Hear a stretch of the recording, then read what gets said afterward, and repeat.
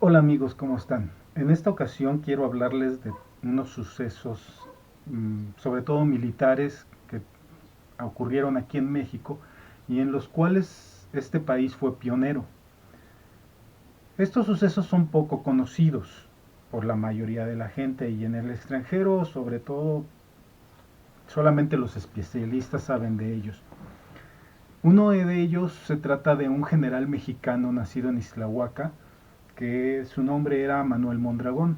Él fue un artillero y tuvo estudios en Francia.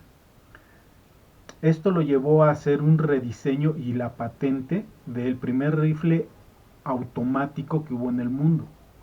Era automático, era semiautomático y era manual. Era muy novedoso para esos tiempos, pero desgraciadamente no se pudo lograr su fabricación aquí en México como se hubiera querido y se encargó a Suiza. También por cuestiones de que luego cayó Porfirio Díaz, ya que este general era una de las manos derechas de Porfirio Díaz.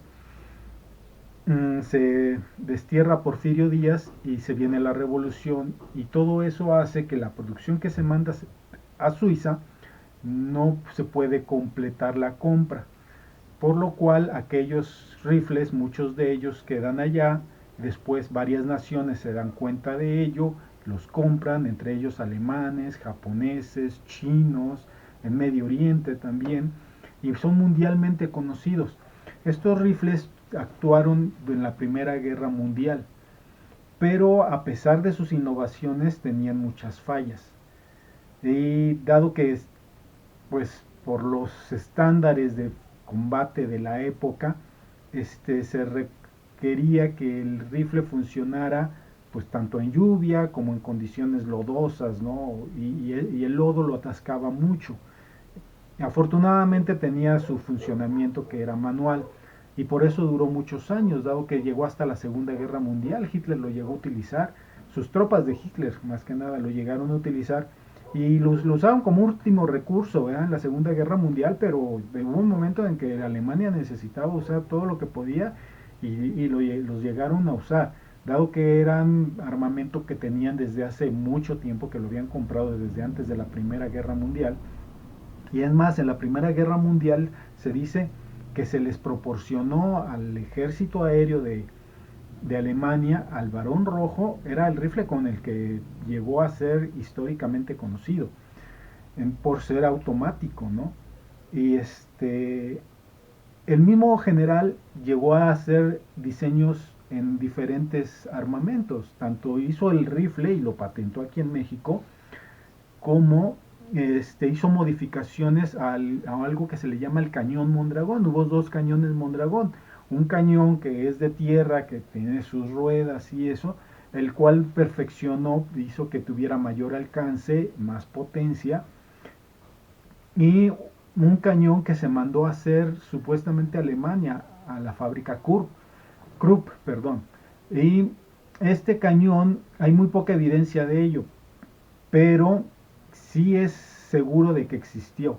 Se dice que estos cañones intervinieron en la invasión de Estados Unidos en Tehuantepec, pero todos los datos acerca de esta invasión y de todo el suceso como supuestamente ocurrió no están muy asentados y muchas cosas de las que se dicen no coinciden, no checan las fechas, no checan los hechos, etcétera. Lo que sí es cierto es de que Estados Unidos siempre estuvo interesado en comprar Tehuantepec, en invadir Tehuantepec, en hacerse de Tehuantepec.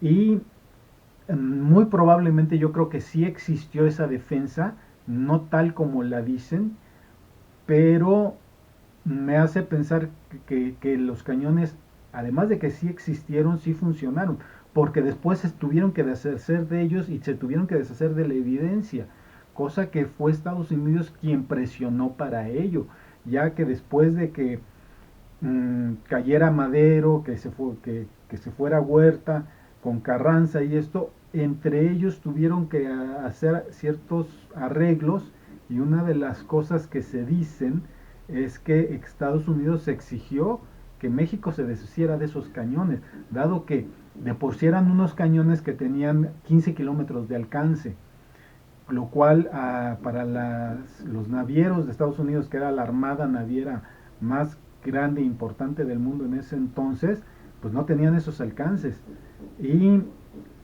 pues era un peligro para ellos, ¿no?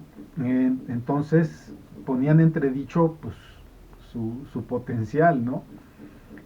Y entonces México se tuvo que deshacer de ellos. Se dice que los compró Turquía.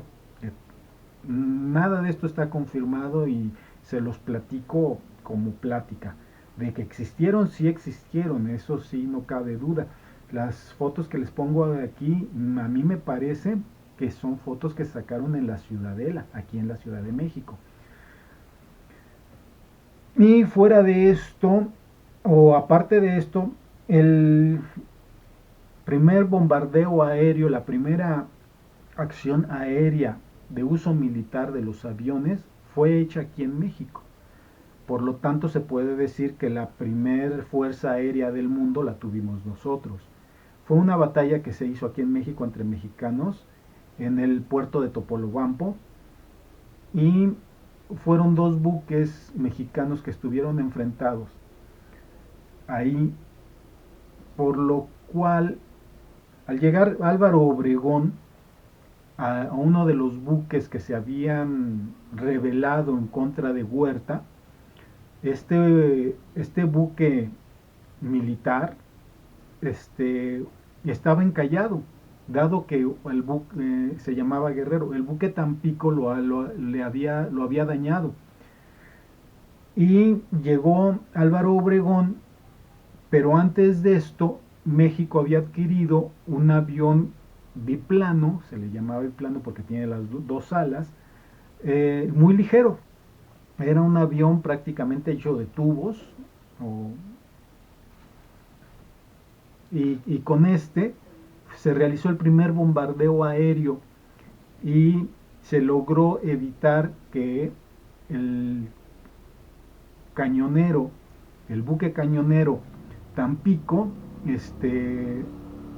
pues abordara al buque Guerrero, que era el que se había rebelado y al que había ido a ver Álvaro Obregón, y fue la primera acción aérea en el mundo, dado que el piloto Gustavo Adolfo Salinas Camiña, quien después a llegar a ser militar y era sobrino de Venustiano Carranza, usó el avión y con su acompañante Teodoro Maradiaga hicieron con unas bombas, con unas granadas, hicieron unas bombas con las cuales atacaron al buque Tampico. Con ello evitaron que cayera Obregón en manos del ejército de Huerta y así fue como se desarrolló la primera batalla naval y aérea en el mundo. Todos estos hechos ocurrieron en 1914, que fue el mismo tiempo en el que Estados Unidos invadió Veracruz. Y de esto sí hay constancia y de esto sí podemos informarnos. Por lo cual podemos mostrar que México sí fue pionero en muchas cuestiones militares, ¿no? Y que hemos tenido pues gente que ha sido muy capaz a nivel mundial y pionera en muchas cosas. Pero más que nada es importante que muchos de estos actos que no conocemos, que muchas veces nos platican y nos los creemos, los investiguemos, porque la historia de México es muy bonita. Y es muy bonita porque hubo mucha gente intrépida, hubo mucha gente que arriesgó su vida, que dio su vida, ¿sí? Por lo que creía. Y lo daban con amor, con el corazón, porque de cierta manera somos guerreros, ¿sí? Tenemos ese espíritu guerrero en nosotros. Entonces, es muy importante que como mexicanos estemos enterados de todo esto, que como mexicanos nos sientamos orgullosos de lo que somos y sepamos el por qué debemos estar orgullosos. Pero obviamente esto no nos hace más ni menos que nadie, sobre todo menos, y es por eso que tenemos que estar muy bien informados, dado que Estados Unidos y todas las potencias a nivel mundial estuvieron muy interesadas en lo que es nuestra riqueza, porque México fue el primer país en el que el petróleo fue lo más importante, y en esos entonces el petróleo era muy importante, dado que las navieras o los navíos de las naciones se estaban convirtiendo de vapor a, a combustible, lo cual les permitía tener más alcance, lo cual les permitía tener más poder, ¿sí? Mayor velocidad. Y Estados Unidos quería el petróleo de México. Por eso se interesó en el Istmo, se interesó en Tehuantepec, en comprar Tabasco, ¿sí? Pero también Alemania lo quería, por eso Alemania apoyaba a Huerta. Y Huerta quería el apoyo de Estados Unidos y por eso pasó lo de Veracruz. Es muy interesante. Pasaron muchas cosas. Tenemos mucha gente que ha sido grandes genios, grandes héroes, personas que han manejado al país de una forma equívoca, muchas veces por ideales que tienen viejos, antaños, como desgraciadamente ahorita los políticos lo son. Y si aquella gente que hizo tantas cosas por el país viera lo que hacen los políticos ahora y lo que han hecho últimamente, no sé si no lo harían o se estarían volviendo a morir de coraje al ver que hijos de este país se comportan de esa manera, cómo no les da vergüenza, cómo no tienen tantito amor propio, respeto a sí mismos, se venden por cualquier cosa, porque México podría darles mucho más y podrían estar mucho mejor si nosotros fuéramos la nación que deberíamos de ser, ¿sí?